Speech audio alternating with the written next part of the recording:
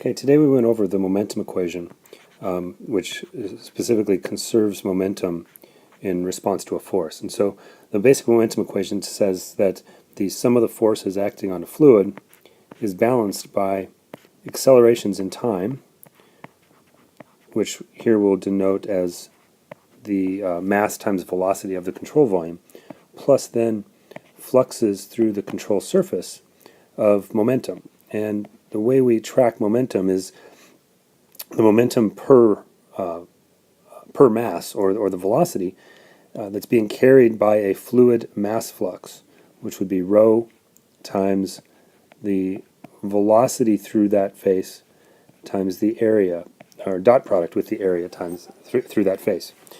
Now in each of these terms we have a vector quantity, so we have three components of the force, three components of the momentum of the control volume, and three components of momentum that's being carried by the fluid crossing the control surfaces. So if we wanted to do this on a component by component basis, we would simply convert these vectors into subscripts, say x, x, x, and we would have the x component of the momentum equation. Now in setting up the momentum equation or applying it, what I'm suggesting for your initial solutions of it are to take a very rigorous and step-by-step approach to setting it up. And just to summarize this, basically we start by defining the coordinate system. That is, what direction is positive, what direction is negative. So, for example, establishing that we're in the xy plane, for the example that I did in lecture, with x positive to the right, y positive upwards. Second step is to define the control volume, and from that the control surface. Now the key criteria in defining the control volume is to, first of all, isolate the unknowns.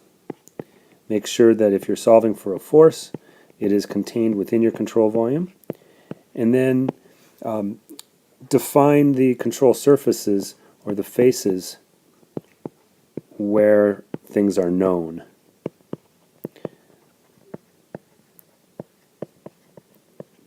And so that might be a place where you know pressure or velocity, or both, to simplify the setup.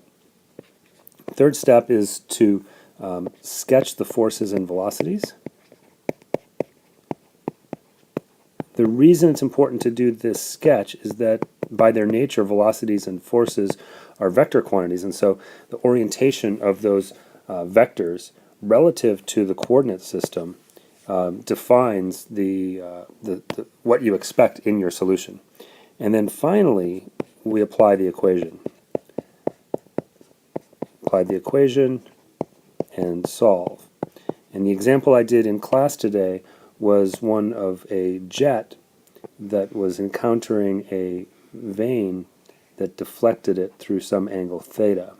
And I'm not going to go back through that solution now, I'm just going to show you the setup of it.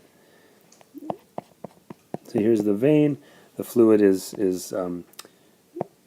deflected through an angle theta, so that as it emerges it's at an angle theta from its original orientation.